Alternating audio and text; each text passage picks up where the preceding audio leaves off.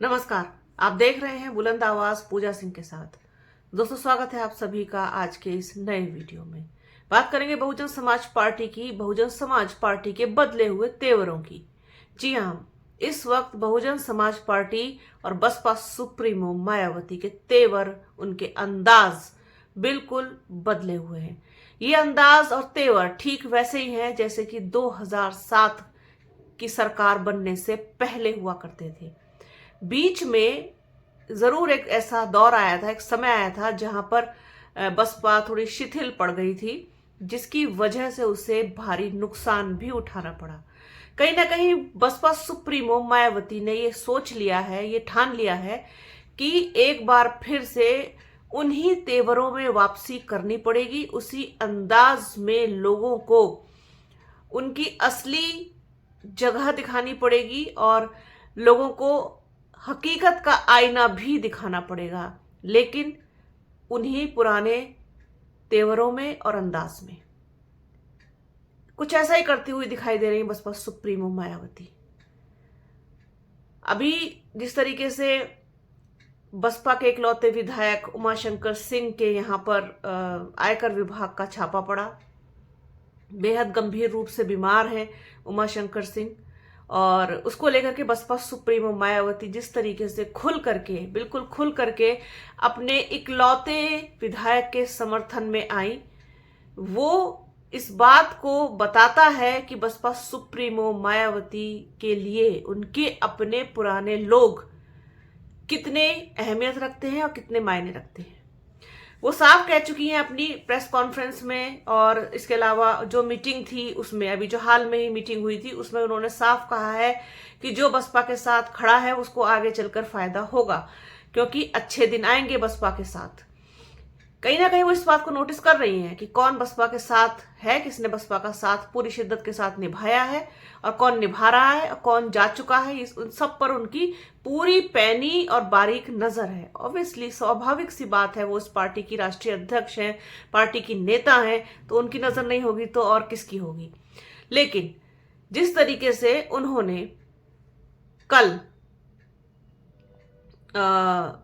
Attack किया Samajwadi party के ऊपर, समाजवादी पार्टी को जो उन्होंने घेरा है, जो इस तरीके से उन्होंने आईना दिखाया है समाजवादी पार्टी को, अखिलेश यादव को, वो इस बात को कंफर्म करता है कि फिलहाल अखिलेश यादव या समाजवादी पार्टी के साथ गठबंधन करने जैसी स्थिति में तो, या मूड में, स्थिति नहीं मूड में बसपा बिल्कुल भी नहीं है। मैं अपने शब्दों को ठीक भी कर देती हूं ताकि मैसेज उसका जो है गलत ना जाए। वो बिल्कुल भी इस मूड में नहीं है कि गठबंधन समाजवादी पार्टी के साथ हो। जिस तरीके से समाजवादी बार बार कहना चाहिए कि एक मालपुआ जो है वो बसपा के लिए परोसती है, लेकिन उस मालपुए को खाने का बसपा का कोई मूड नहीं है।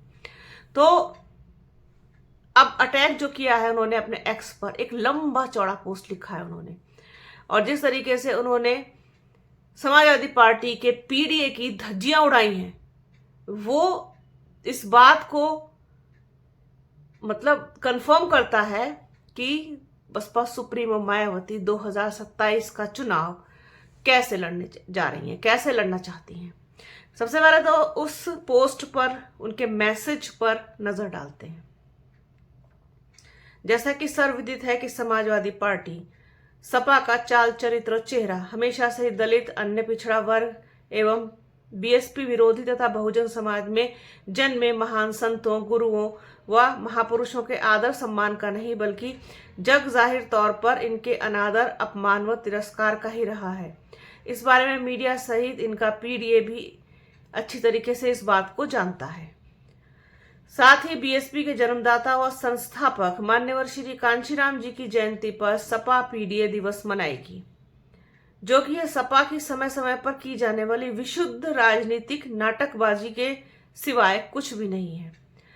समाजवादी पार्टी ने ये घोषणा की है कि वो 15 मार्च यानी कि मान्यवर कांशीराम साहब की जयंती को पीडीए दिवस के रूप में मनाएगी। इससे पहले क्या मान्यवर कांशीराम साहब की जयंती नहीं आई थी, या पीडीए कोई बहुत एकदम से फ्रेश उनका नारा है, इस तरीके से तो नहीं है।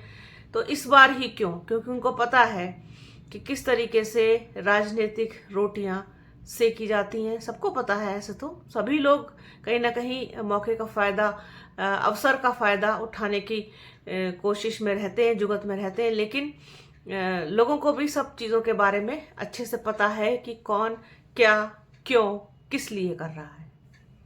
वही चीज बसपा सुप्रीमो मायावती ने भी यहाँ कही है कि ये उनकी विशुद्ध राजनीतिक नाटकबाजी से ज्यादा कुछ भी नहीं है।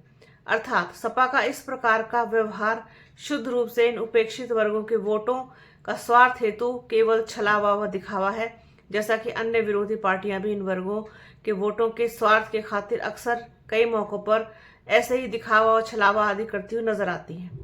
वास्तव में दलित, अन्य पिछड़ा वर्ग व बीएसपी विरोधी रवैये के साथ साथ बहुजन समाज में जन्मे महान संतों, गुरुओं, महापुरुषों के अनादर, अपमान व तिरस्कारी रवैये तथा इन वर्गों के शोषण, अत्याचार व जुल्म जाति आदि का लंबा इतिहास रहा है, जिसे कभी भी भुलाया जाना मुश्किल ही नहीं बल्कि असंभव लगता है। वैसे सपा के इस जातिवादी इतिहास की शुरुआत खासकर सन 1993 में सपा व बीएसपी के गठबंधन से होती है, जब गठबंधन सरकार तथा दलित एवं अन्य कमजोर वर्गों के लोगों पर अन्याय अत्याचार रोकने की पहली शर्त के बावजूद तत्कालीन सीएम श्री मुलायम सिंह यादव ने अपना रवैया नहीं बदला, और जिसके फलस्वरूप अंततः बीएसपी को दिनांक 1 जून सन 1995 को सपा सरकार से अपना समर्थन वापस लेना पड़ा। फिर उसके बाद 2 जून 1995 को लखनऊ स्टेट गेस्ट हाउस कांड कराकर मेरे ऊपर जो जानलेवा हमला कराया गया, वह सब काली क्रूरता सरकारी रिकॉर्ड के साथ साथ इतिहास के पन्नों में भी दर्ज है। यानी कि कुल मिलाकर के गेस्ट हाउस कांड के जो जख्म है वो भी कहीं ना कहीं अभी भी बसपा सुप्रीमो मायावती के दिल में ताज़ा है। हालांकि 2019 के लोकसभा चुनाव के वक्त ये जख्म जो है वो उन पर मरहम लगाने का काम किया था उस गठबंधन ने, लेकिन टीस दिल से उनके जाती नहीं है इस चीज़ की, वो भुला नहीं पाती हैं इस चीज़ को, और शायद कभी भुला भी नहीं पाएंगी, क्योंकि वो कांड ही ऐसा था और वो कहना चाहिए कि एक इंसिडेंट ही ऐसा था कि जिसको भुलाया नहीं जा सकता। और रह रह करके बार बार गेस्ट हाउस कांड को याद करती हैं। कोई मौका ऐसा नहीं है जिस पर वो इस घटना का जिक्र ना करती हों। तो इसी तरीके से उन्होंने एक बहुत लंबा चौड़ा पोस्ट लिखा है, और ख़ास तौर पर जो नाम बदलने का जो सिलसिला था, जिस तरीके से आज बीजेपी के ऊपर इस बात का लोग बहुत खुल करके इल्ज़ाम लगाते हैं कि वो नाम बदलने के सिवा कुछ नहीं करते, तो जो नाम बसपा सुप्रीमो मायावती के टाइम में, बसपा के टाइम पर रखे गए बहुत सारी यूनिवर्सिटीज़ के और आपके ज़िलों के, उसको बदलने का काम समाजवादी पार्टी ने किया। इसके अलावा दलितों का, शोषितों का और पिछड़े वर्ग का, अब तो जिस तरीके का माहौल है उसमें अल्पसंख्यक भी इस बात को कहने लगे हैं कि उनकी भी बहुत ज़्यादा कोई कहना चाहिए खैरख्वाह नज़र नहीं आती समाजवादी पार्टी। तो कुल मिलाकर के समाजवादी पार्टी का एक कच्चा चिट्ठा बसपा सुप्रीमो मायावती ने अपनी एक्स की पोस्ट पर, एक्स में पोस्ट करके लिखा है। पूरी एक कहना चाहिए एक दास्तान जैसे बयान की है कि समाजवादी पार्टी की वास्तव में असलियत क्या है, उनकी हकीकत क्या है, उससे रूबरू कराया है। और बहुत ही आक्रामक तेवर है बसपा सुप्रीमो मायावती के इस वक्त, और हर व्यक्ति उन पर नजरें लगा करके बैठा है कि अब क्या अगले पल क्या उनका जो है डिसीजन होगा, वो क्या जो है निर्णय लेंगी, किस तरीके से क्या करेंगी। क्योंकि 15 मार्च को भी आपको कई जगहों पर आप देखेंगे कि बड़े कार्यक्रम आपको दिखाई देंगे। बसपा सुप्रीमो मायावती इस बात को पहले ही कह चुकी हैं, सभी लोग उस चीज़ की तैयारियों में लगे हुए भी हैं, और जितनी पार्टियां हैं उन सब की नज़रें भी बसपा के ऊपर लगी हैं कि कौन जो है किस वक्त बसपा सुप्रीमो मायावती से मिल ले, बात कर ले, और पूरी सेटिंग 2027 के लिए हो जाए। क्योंकि सबको मालूम है, सबको पता है बहुत अच्छे से, तो बच्चे को भी पता है कि जो हार्ड कोर वोट बसपा के पास है वो और किसी के पास नहीं है।